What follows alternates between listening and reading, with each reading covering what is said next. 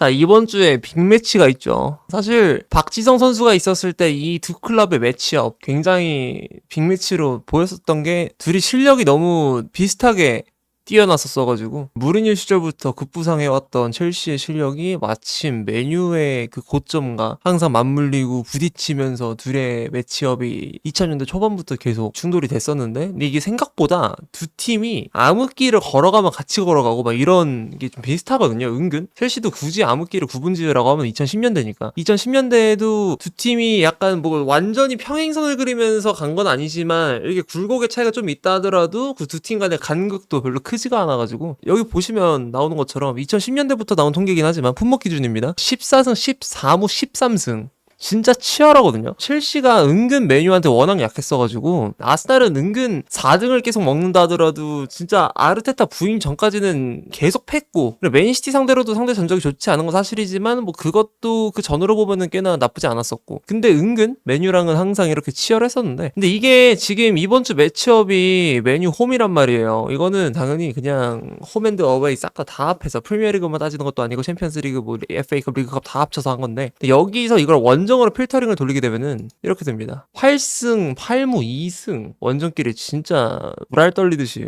진짜 빡세구다라는 게 딱 와닿는데, 지옥의 OT 원정 또한 또 생각해야 될 게 뭐가 있냐면 2013년부터 일단은 한 번도 이긴 적 없다는 걸 기억을 해야 되고, 첫 번째로는, 두 번째로는 뭐가 있냐면 2013년 당시에는 퍼거슨이 마지막 리그 우승을 확정 짓고 나서였던 걸로 기억함. 그래서 로테이션 당연히 돌릴 수밖에 없었고, 실제로 퍼거슨 시절의 메뉴 라인업 중에서 적어도 프리미어리그가 개막한 이후에는 저는 12-13 시즌이 가장 약했다고 보거든요. 그래서 그 당시 리그 우승이 정말 고평가를 받는 거라고 생각을 하는데, 퍼거슨의 온몸 비틀기로 어떻게든 20번째 우승을 장식한 거니까. 근데 그 과정에서도 로테이션을 돌려가지고 만났던 게 첼시여서 OT 원정을 첼시가 갔음에도 이겼던 거고, 그렇게 생각할 수가 있어서 진짜 풀전력으로 했을 때 언제 마지막으로 이겼냐, 그렇게 하면 2009년이 마지막 원정승이 됐는데, OT가 선수단의 그 레벨이 낮아지면 낮아진다고 하더라도 가면은 팬들의 열기는 여전해요, 아직도. 그래서 많이 빡세서 이거는 충분히 경계할 만한 원정이라고 하는데, 근데 테나우도 메뉴에 부임하고 나서 60개의 기록을 깨부쉈거든요. 그 있어요. 제가 만들었던 영상이 있어요. 테나우가 깼던 60가지 기록들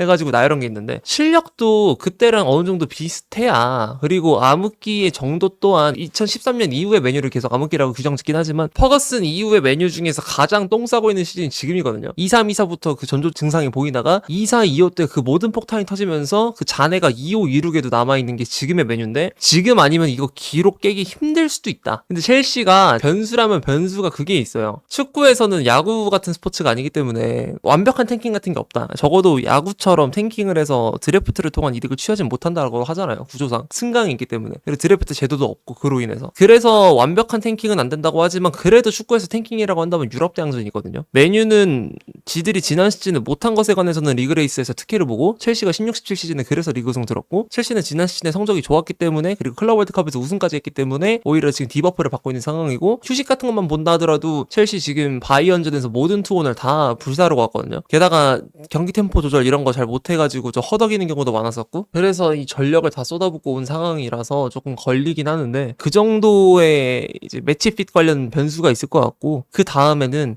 이제 부상을 봐야 될 거 아니에요. 첼시 부상자 명단입니다. 이수근은 지금 어떤 경우에서도 부상 아니었어도 안 나왔을 것 같아갖고 일단 뺐고요. 델랍 지금 햄스트링 11월 후반대까지 결장. 그리고 코릴 보니까 품몸에는 4월로 표시가 돼 있더라고요. 십자인대로 인해서 4월까지 결장. 라비아 염자 부상으로 9월 후반. 바디아실 다리 부상으로 9월 후반. 그리고 이제 봐야 될 게 메뉴 같은 경우에는 여기 나와 있는 것처럼 리산마 십자인대 10월 후반. 십자인대 부상으로 인해서 결장 기간이 상당 부분 많이 소모가 된 건 맞지만 아직까지는 부상 기간이 남아있는 상태고, 정말 아쉽게도 마운트가 못 나옵니다. 저는 마운트가 나왔으면 좋겠거든요. 왜냐면 마운트가 나오게 되면은 부딪히는 지점이 이따가 전술판으로 보면 더 와닿을 텐데, 리스 제임스가 나왔을 거를 가정한다고 하면은 리제랑 위치가 겹치고 찰로바랑도 위치가 겹쳐요. 그리고 엔소 페란데스랑도 위치가 겹칠 수가 있는 게, 엔소 페란데스가 낮은 블럭으로 수비를 했을 때 마운트 쪽을 커버할 수도 있거든요. 게다가 마운트랑 엔소랑 또 지난 메뉴랑 첼시 경기에서 또 충돌이 있었으니까, 그래서 그런 그림을 기대해 볼 수 있었는데, 메뉴 홈이긴 하지만 그래도 그런 스토리라인 하나가 좀 날아간 게 좀 아쉽고 하고,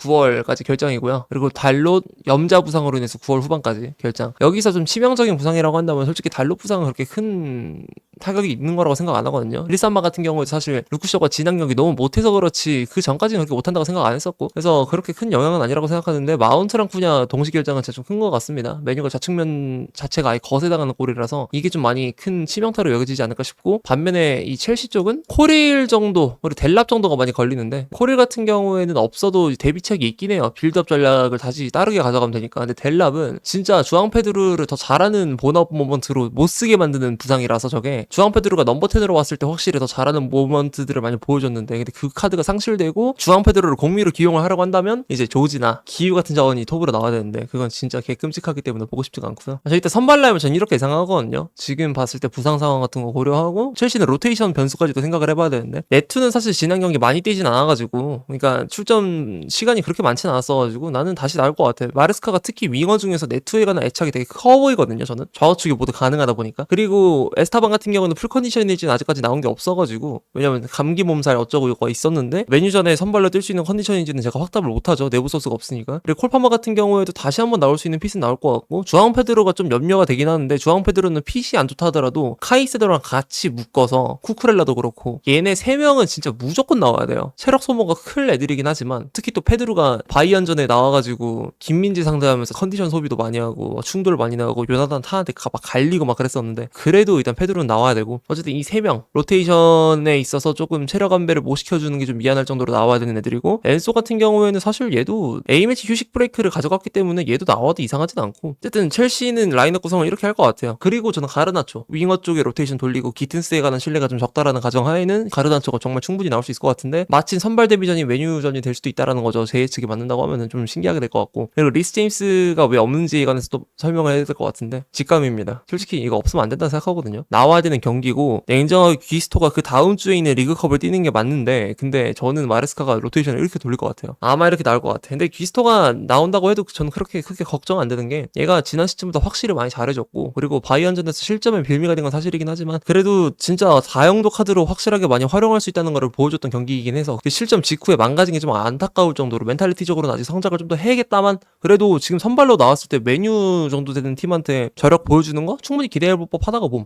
왜냐면은 바이언전에서도 유효타 진짜 많이 들어갔거든요. 이게 좀 무서운 게, 귀스토가 지금 수비형 미드필더 지역까지는 아니지만 이 자리로 들어갔을 때 바이언전에 한해서는 기대가 되기 시작했어요. 예전엔 여기 들어갔으면 욕이 진짜 저절로 나왔을 것 같은데, 지금은 그래도 얘가 보여주는 폼이 괜찮다 보니까 얘 뭐 하지 않을까 이런 기대감을 조금 갖게 되는. 그리고 메뉴 같은 경우는 아마 선발 라인업 변동 사항이 제 생각에는 여기 카제미루 말고는 뭐 없을 것 같아요. 여기서 뭐 우가르테가 나오는 거 아닌 이상 지금 바뀔 라인업에 한 명도 없거든요. 그나마 마이누가 공미로 나오거나 브루노가 공미로 나오고, 마이누가 볼란치 파트너로 카제미루나 우가르테랑 같이 출전을 한 다음에 아마드가 우윙백으로 나오는 변수, 이 정도가 있겠다. 근데 이거 말고도 진짜 뭐가 없을 것 같은데, 여기서는 지금 추가 부상자 명단이 없기 때문에 아마 이렇게 나올 것 같고, 라멘스보다도 일단 바인디르가 지금까지는 중용되는 게 확실히 가능성이 높은 예측이기 때문에 이렇게 예상을 했고, 제 생각에는 첼시가 다음 경기 때 빌드업 대응을 좀 진부하다고 보여줄 수 있긴 하지만 이런 식으로 가져갈 것 같거든요, 제 생각엔. 그리고 공략 포인트를 하나 찝자면, 맨더비 때 루크쇼 쪽 공간을 진짜 많이 다시 보게 됐는데, 루크쇼가 아니 그래도 풀백인데 기동성이 솔직히 센터백보다 높아야 정상이란 말이에요. 근데 그게 진짜 생각보다 하자가 심했고, 지난 경기 때는 또 집중력 저하도 있었어가지고 뭐 맨마크를 놓쳐서 홀란드한테 실점을 연속적으로 허용하기도 했는데, 그걸 빼더라도 기동성 측면에서, 경합 측면에서 충분히 해볼 만하다. 페드루가 솔직히 경합이 약한 스트라이커는 아니거든요, 절대로. 그래서 이쪽 공략을 잡아갖고 네트로도 도르고한테 계속 귀스토를 직선적으로 쓰면서 더블팀을 안겨다주고, 쇼한테도 뒷공간을 타격하는 식의 실현을 안겨다주면 어떨까. 또 주앙 페드로가 이쪽으로 빠진 오프더볼도 좋아하기 때문에 이런 식의 교란 작전도 충분히 한번 눈여겨볼 수가 있을 것 같은데, 방금 전에 델랍을 또 얘기했잖아요. 델랍이 진짜 아쉬운 게 또 아쉬운 게, 네투를 뺀다기보다 여기 파머가 들어간다고 치고, 여기에 페드로가 들어간다고 치고, 그리고 나서 이쪽 공간에 네투가 다시 들어가고, 여기에 델랍이 있었잖아요. 이렇게였으면 진짜 경기 개박살 낼 수 있었을 것 같아요. 저는 델랍이, 제가 이거는 여러 번 말했지만 이쪽 공간은 더 잘 돌아요. 이거는 첼시 경기만 봐도 알 수 있어. 이 스위치 경기까지 볼 필요도 없어. 델랍이 여기보다 확실하게 여기를 더 점유할 때 더 좋거든요. 클럽 월드컵도 그렇고 프리미어리그 와서도 여기서도 훨씬 잘했었는데, 이쪽 공간은 타겟팅하면서 루크쇼로 진짜 제대로 족칠 수가 있었을 것 같은데 이게 안 된 게 너무 아쉽습니다, 개인적으로. 주구나에 불알 잡아봤자 어차피 델라 못 나오니까 이거는 넘어가고, 어쨌든 이런 식으로 공략을 하지 않을까 싶고, 두 번째로는 당연히 풀럼전에 마르코 실바 인터뷰처럼 중앙 미드필더 쪽에 인원수를 늘려서 경합을 강화시킨다. 이렇게 카이세도, 파머, 엔소, 페드루 이런 식으로 4명을 구성을 해서 집어 넣어볼 것 같아요. 제 생각에는. 주앙 페드루가 실제로도 경기할 때 센터백들 할 짓 없게끔 이렇게 내려오는 거 진짜 좋아하거든요. 이런 식으로 내려와서 만약에 수비 쪽에서 사이미스 한번 나온다. 그럼 네투나 가르나초 같은 스피드 좋은 카드로 한번 뒷공간 털어보는 식으로도 좋을 것 같고. 그리고 데제르비가 많이 하는 플랜이거든요. 브라이튼에서. 마르세유에서도 똑같이 할지 모르겠는데 일부러 이쪽 공간 아예 비워놓는 플랜? 이거를 마르코 실바가 의도했었어가지고 뭐 플럼전에서 주도권 따왔다라고 실제로 인터뷰하기도 했었죠. 이런 플랜도 충분히 한번 가정도 가능하지 않을까라는 생각을 지금 해보고 있고. 메뉴 입장에서 공략점이 될 거는 근데 첫 번째로 당연히 루쿠쇼가 수비에 관해서는 정신 똑똑히 차려야 되고, 두 번째로는 기스트 오버래핑을 통해서 많이 비어있을 만한 이 공간, 여기를 아마 그래도 찰로바가 커버를 하긴 할 거란 말이에요. 찰로바가 뭐 센터백 치고 우측면 커버 능력이 좋은 편은 맞는데, 근데 그래도 도르구가 계속 털어본다면은 이쪽에서 승산을 볼 수 있지 않을까. 아이솔레이션이 특화된 은베모나 브루노가 우측면 동선을 가져갔을 때 반대 키오고 옵션을 열어보는 것도 충분히 볼 수가 있기 때문에 아마 메뉴 쪽에서는 이 9번 존하고 6번 존, 12번 존 여기서 쇼부를 많이 보려고 하지 않을까 싶고, 아니면은 세시코를 장점을 극대화시켜서 바인디를 최근에 킥 컨디션 괜찮았으니까 킥 차서 여기 11번 구역이나 8번 구역에서 토신하고 계속 1대1 배틀 뜨게 하는 거, 여기서 경합 싸움에서 만약에 이 확률들에서 이기게 된다면 발빠른 이선 자원 쪽에서 세컨볼 가져갈 수도 있으니까 이런 쪽을 한번 공략해보지 않을까 싶습니다. 제 생각에. 세시코가 아무리 힘이 좋고 하다고 하더라도 솔직히 세시코나 토신이나 서로 거슬릴 거예요 아마. 아 얘도 키 잘 쓰는데, 아 얘도 대가리 잘 쓰는데, 이 생각 둘 다 할걸요? 제 생각엔. 서로가 진짜 꺼려지는 매치업이지 않을까. 힘 대 힘이라서. 세시코가 진짜 메뉴에서는 그래도 높이 잘 따더라고요. 그거 하나 잘하더라. 세시코가 그래도 쓰기 쉬운 건 이거 하나가 장점이 있어요, 진짜. 메뉴가 그나마 세시코를 사왔을 때 칭찬할 만한 점은 이거 하나. 이런 식으로 단순하게 박아놓고 썼을 때 아주 단순한 플레이로 1차원적인 접근으로 치명타를 남길 수 있는 자원이라서 이런 거 좋을 것 같아요. 다들 아시겠지만 이 14번 구역이랑 여기 11번 구역 그리고 15번 구역으로 빠질 수 있는 이 브루노, 얘를 족치는 게 진짜 중요하다고 생각하긴 합니다. 브루노가 생각보다 지금 맨체스터 유나이티드에서 턴오버 비중이 좀 높을 거거든요? 경기 보면서도 많이 느껴졌고, 물론 브루노가 워낙 좋은 선수다 보니까 그 고비를 한번 이겨냈을 때 치명타를 또 안겨다 줄 수 있는 자원인 건 사실이에요. 매서운 모먼트들이 있더라고. 맨더비에서도 좀 놀랐던 게 이런 식으로 좌측면에서 볼 돌 때 브루노한테 공이 가니까 노루 패스로 백킬로 탁 빼가지고 여기 킬 패스 찌르는 거 있거든요. 이런 거 보면 진짜 무섭긴 하더라고. 근데 브루노는 당연히 여기서 워낙 잘했던 자원이니까 브루노로 연상했을 때 무서울 만한 부분이긴 한데, 이 상황이 안 오게끔 대신 애초에 그냥 아래에서 족쳐놓을 필요가 있겠죠. 일단은 이 더비 같은 경우에는 가르나초 더비이기도 하고, 가르나초가 선제골을 넣게 된다고 하면 어떤 붕괴가 일어날지도 궁금하고, 첼시 입장에서는 이거 지면 진짜 큰일 나긴 하거든요. 어떤 분들은 일주일 내내 뭐 인터넷 꺼야 된다라고 하는데, 제 생각에는 그 일주일 동안 강도가 더 심한 건 맞지만 저는 길면 1년 내내 이거 조리돌림 당할 것 같아요. 메뉴 팬들이 무서운 게 아니라, 메뉴 팬들도 물론 이기고 나서 떳떳해지고 첼시를 막 조롱하고 이럴 수 있지. 난 그런 상관없거든요. 뭐 그게 축구의 문화니까. 근데 문제는 뭐 이것도 잘못됐다는 건 아니에요. 메뉴가 이기고 나서 다른 팬들이, 그러니까 메뉴를 무시하던 팬들 되게 많잖아요. 그러니까 메뉴를 인정 안 하고, 토트넘도 그렇고 얘네가 뭐 한다고 하면 그냥 대놓고 무시하고 보는 사람도 되게 많거든요. 라이트 팬들 중에서. 걔네들이 와서 지랄할 게 좀 걱정되긴 합니다. 이거 진압이 안 될 것 같아요.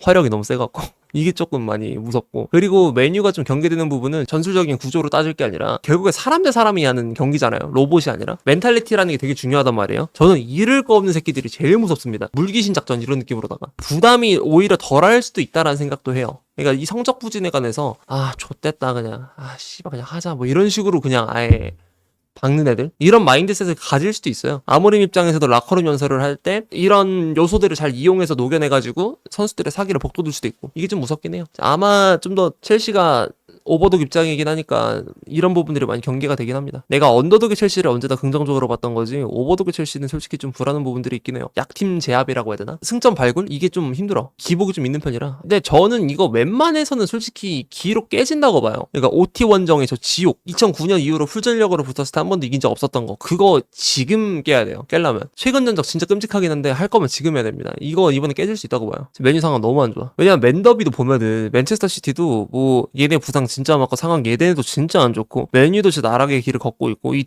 둘 간의 나락 매치 치열할 것 같다라고 생각을 했지만 막상 까놓고 보니까 이게 스쿼드의 체급이랑 감독의 체급 차이는 진짜 이게 극복이 안 되기도 하는구나, 이게 딱 느껴졌거든요. 물론 첼시랑 메뉴와의 격차가 그 정도는 아닐 것 같긴 해. 맨체스터 시티 스쿼드 레벨을 내가 조금 낮게 평가했던 건 리빌딩을 해서인 거지, 그래도 코어 멤버들의 폼이 올라온다고 했을 때 난 포딩이 그렇게 빨리 부활할 줄 몰랐거든요. 근데 첼시의 지금 상황이 긍정적으로 극복이 된다 하더라도 그 맨체스터 더비의 맨시티만큼 막 화끈할 것 같지가 않아서, 게다가 그 맨시티는 홈 경기였고 첼시는 원정 경기니까 이게 좀 걸리긴 합니다. 게다가 당시 맨더비 같은 경우에는 맨시티가 그래도 국대 차출 자원이 이전보다 좀 적었거든요. A매치 브레이크가 끝나고 나서 한 경기라 가지고 피로 누적에 관해서 그래도 목요일에 경기를 한 첼시보다는 좀 더 휴식을 취하고 온 선수들이 있고, 하루 이틀 차이여도 아니면 2주 차이여도. 근데 첼시 같은 경우에는 A매치 차출 빈도가 적긴 했다 하더라도 브렌트포드 그 다음에 바이언 갔다가 지금 메뉴 원정 가는 거라서 체력에 관해서는 맨시티보다 첼시가 좀 더 불리한 조건이라 가지고 맨시티만큼 격차가 클 거라고 생각은 안 하는데, 격차는 확실히 존재한다는 건 부정 못하기 때문에 이거는 첼시가